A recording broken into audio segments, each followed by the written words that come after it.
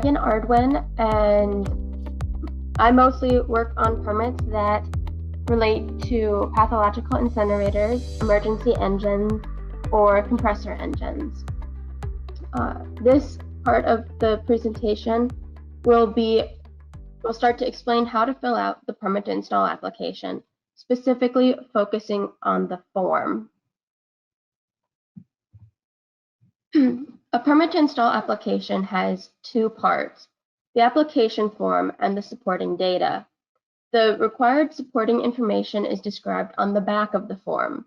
The form itself is only 1 page long, so the bulk of an application is usually the supporting information.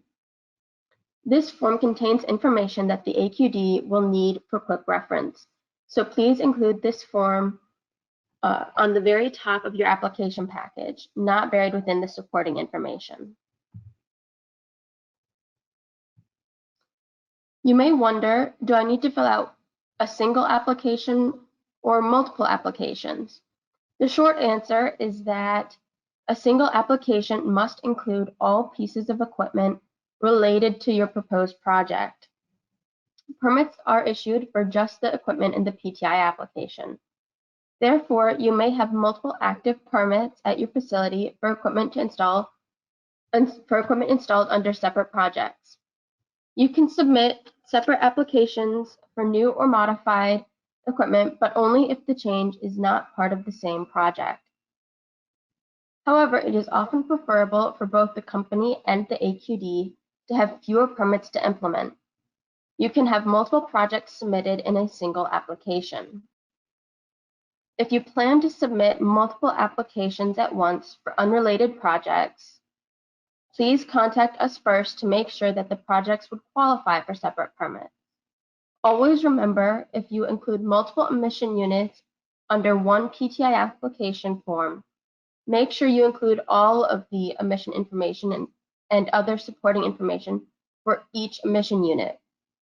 For example, if you are changing a throughput limit for dryers but are not changing the fuel rating, you will still need to include the emissions from the combustion of fuels as well as the increase in throughput for both dryers.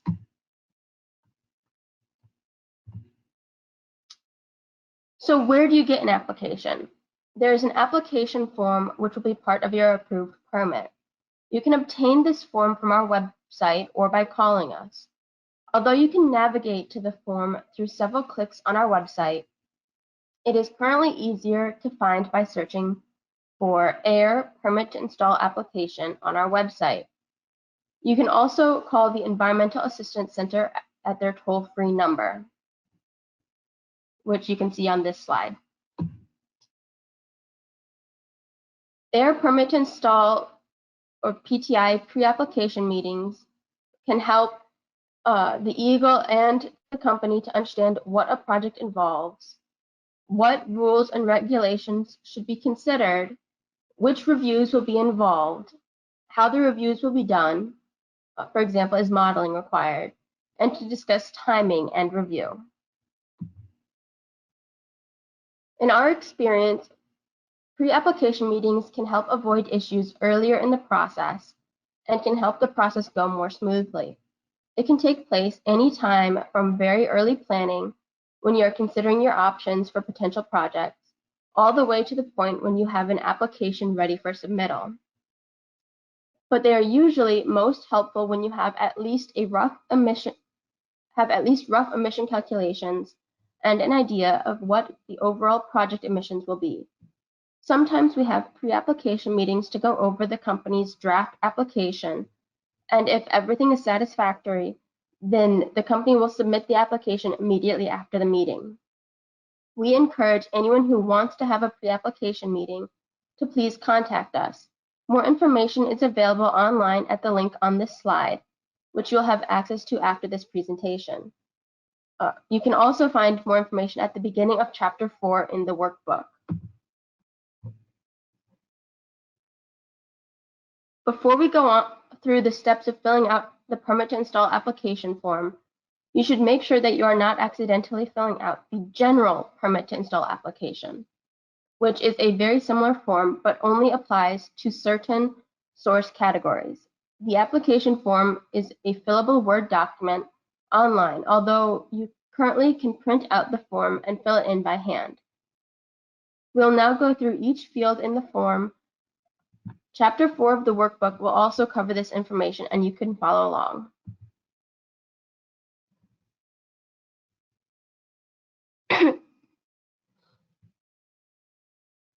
Field 1 is for the state registration number. The state registration number is a letter followed by 4 numbers. It's like a facility's social security number. There are several reasons why a facility may already have an SRN.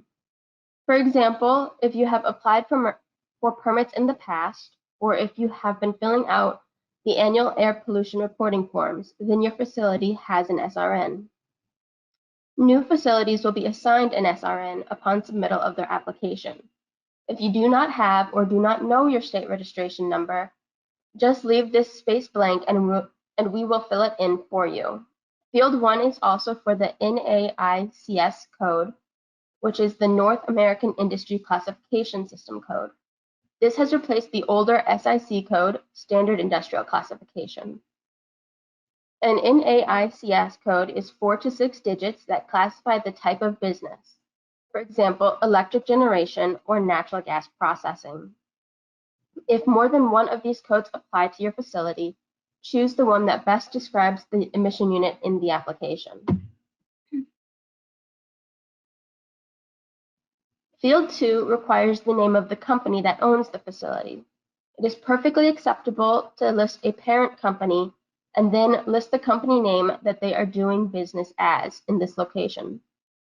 However, whatever name appears here will be in the final permit, so it must be the appropriate legal name associated with the facility. If you have a consultant or other representative preparing the forms for you, please make sure that they do not place their company name in this field. Field 3 is for the proper mailing address of your company.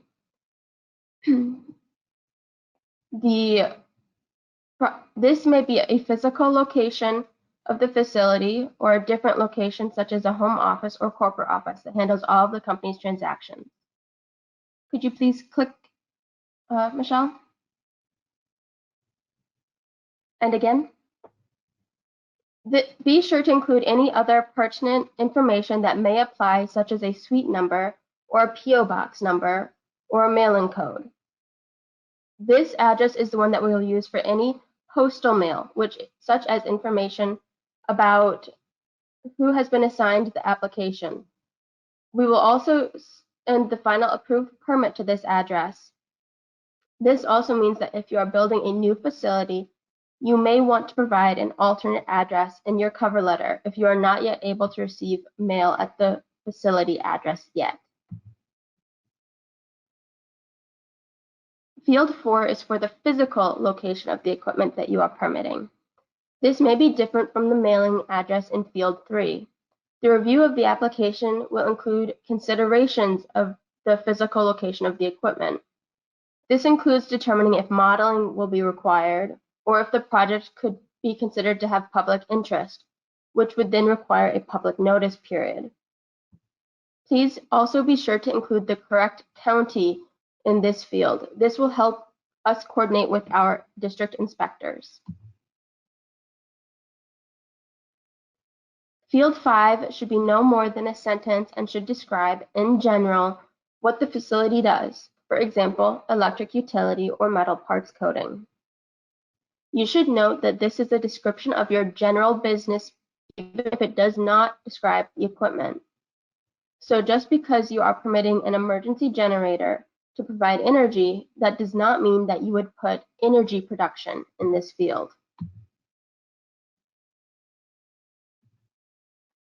In Field 6, please summarize why you're submitting this application.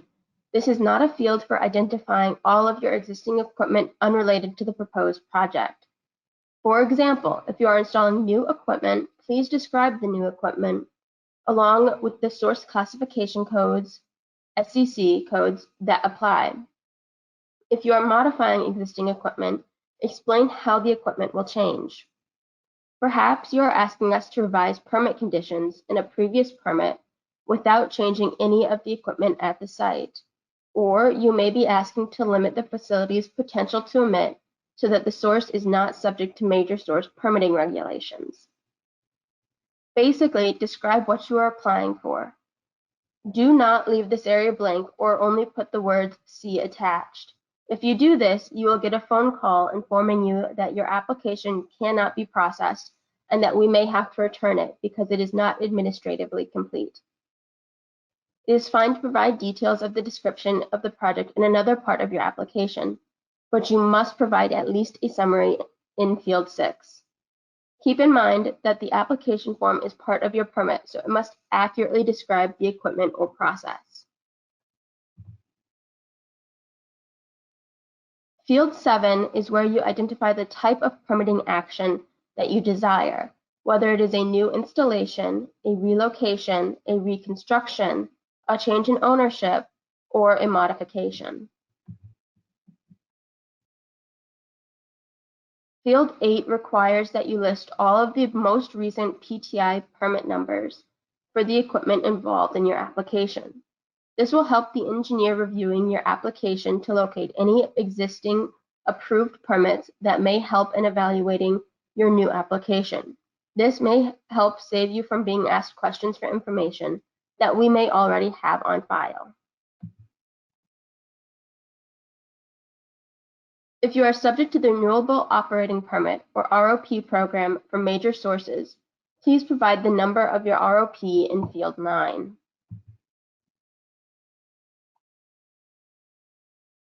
Field 10 requires the name, title, phone number, and signature of a member of the corporation who is responsible for the facility identified in Field Number 1. This individual must be an employee of the company and cannot be a third party or authorized agent for the company, such as a consultant. This is because the individual must have authority or control of the source. The signature must be original, not photocopied or cursive font like you can see on this slide, and cannot be signed for. In the case of multiple owners, any part owner can be the authorized employee and sign the application. Plant managers, regional managers, and other individuals that have operational responsibility for the source can also sign the application. Field 11 is for the name of a contact person who would act as a liaison between the company and the department. This person will help expedite the permit review process by providing additional information to help complete the technical review. This person should have enough knowledge about the facility to answer questions that can assist in the technical review of the application. The contact person can be someone outside of your company, like a consultant or other third party. Basically, this will be the go-to person if the department has any questions. The authorized employee should check the appropriate box to indicate if the contact person is authorized to negotiate the terms and conditions of the draft permit. If no box is checked, the department would be contacting the authorized employee for negotiating permit conditions.